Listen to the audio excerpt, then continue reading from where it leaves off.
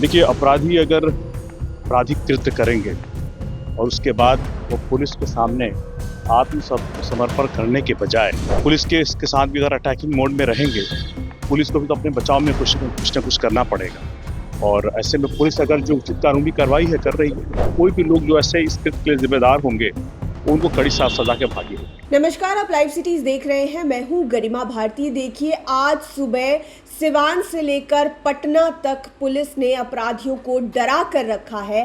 Half encounter में पटना और सिवान में पुलिस ने कार्रवाई की है। कहीं पर पैर में गोली मार दी गई तो कहीं पर घुटनों में गोली चलाई गई है। और अब धीरे धीरे अलग अलग मंत्रियों की प्रतिक्रिया इस पर आ रही है, आम लोगों की भी प्रतिक्रियाएं आ रही है। इस पर जमुई के सांसद अरुण भारती ने क्या कुछ कहा है, आप सुनिए। देखिए, ऐसा है कि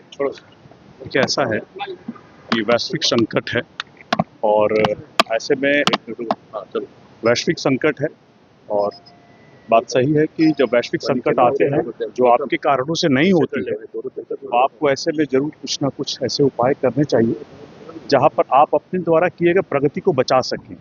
आज प्रधानमंत्री जी का जो ये अपील है, ये ज़रूरी है हम सभी के लिए कि हम सब संयम और धैर्य रखें और प्रधानमंत्री जी के दिए गए एडवाइस पर, उनके बताए गए मार्ग पर चलें। पटना में और बिहार में 2 एनकाउंटर में सर आज अपराधियों को गोली मारी गई।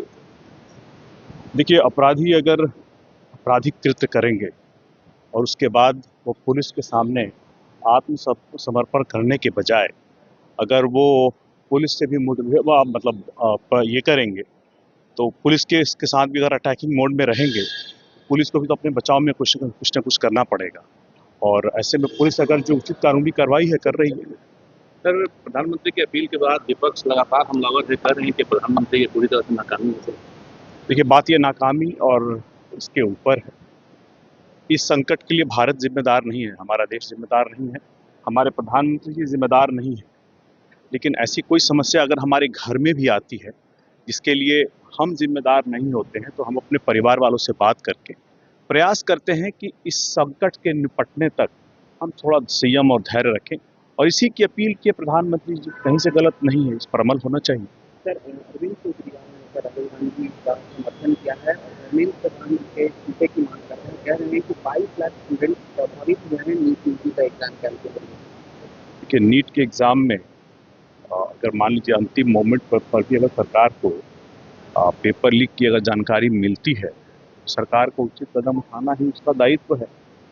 हाँ, इस बात की जरूर जांच होनी चाहिए कि अगर पेपर लीक हुआ है, क्योंकि स्टूडेंट से, छात्रों से जुड़ा मुद्दा है, अगर लीक हुआ तो इसकी जांच होनी चाहिए कि ये किस स्तर पर हुआ है। और अगर सही स्तर पर जांच करके जो भी दोषी पाया जाए उनके ऊपर कार्रवाई अवश्य हो। लेकिन अगर आपको पता चल जाए कि ऐसा कोई कृत्य हुआ, ऐसा कोई अपराध हुआ है जहां पेपर लीक हुआ है, तो उसको कैंसिल करने का जो फैसला लिया गया वो सही है। और अभी मुझे लगता है कि नए तरीके से एग्ज़ाम कराने के बारे में एनटीए सोच रहा है। CUET के एग्ज़ाम दिल्ली में चल रहे हैं, वहाँ ऐसी कोई बात नहीं है।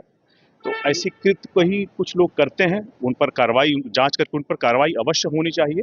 मगर जिस तरह से विपक्ष इसको मुद्दा बनाने की कोशिश कर रहा है, नहीं करनी चाहिए, क्योंकि छात्रों के भविष्य से जुड़ा हुआ मुद्दा है। सर, बात ये देश में हो चुकी है कि कड़ी कार्रवाई बेहद जरूरी है। नीट जैसे पेपर लीक करने वाले लोगों के लिए, जो पेपर लीक करते हैं उनको कड़ी कार्रवाई। बिल्कुल इन सारी चीज़ों के लिए जांच करके जो भी दोषी पाए जाएंगे, मुझे लगता है कि अदालती कार्रवाई सही तरीके से होगी और कोई भी लोग जो ऐसे इस कृत्य के लिए जिम्मेदार होंगे उनको कड़ी सजा के भागी होंगे।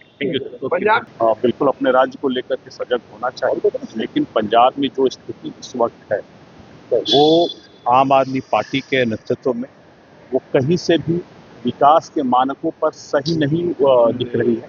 और ऐसे आने वाले समय में अगर जनता बदलाव करना चाहती है सरकार में, तो चुनाव नजदीक है, जनता उचित फैसला लेगी। तो आपने अरुण भारती को सुना, उन्होंने कहा है कि अपराधी अगर अपराध करेंगे तो इसी तरह से उनका मनोबल तोड़ा जाएगा, कानून को हाथ में लेने वालों को छोड़ा नहीं जाएगा और ये एक्शन जारी ही रहेगा। और पुलिस पर अगर कोई हमला करता है तो जवाबी कार्रवाई की ही जाएगी। इसके अलावा उन्होंने प्रधानमंत्री नरेंद्र मोदी के बातों पर अमल करने की भी बात कही और जनता से भी अपील की है कि आपको उनकी बातों पर, यानी कि ईंधन बचाने की बातों पर सोना ना खरीद खरीदने की बातों पर अमल करना है। और ख़ास तौर पर उन्होंने पुलिस के एक्शन की तारीफ की है और कहा है कि अगर अपराधी बीच में आएंगे, पुलिस पर हमला करेंगे तो उन्हें बख्शा नहीं जाएगा। आप लाइव सिटीज़ के साथ बने रहें। अगर इस वीडियो को आप यूट्यूब पर देख रहे हैं तो चैनल को सब्सक्राइब करें, फेसबुक पेज को लाइक करें और साथ ही साथ आप हमें सोशल मीडिया हैंडल्स पर भी फॉलो कर सकते हैं। धन्यवाद।